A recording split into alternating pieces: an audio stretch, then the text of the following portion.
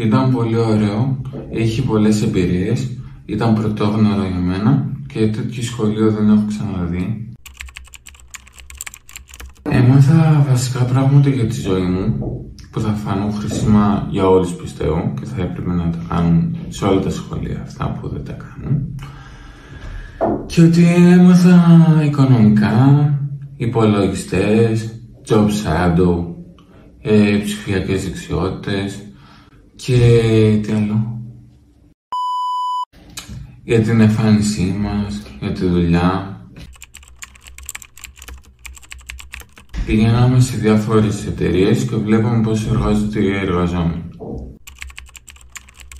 Το κάναμε κάθε Πέμπτη και κάποιες Παρασκευές.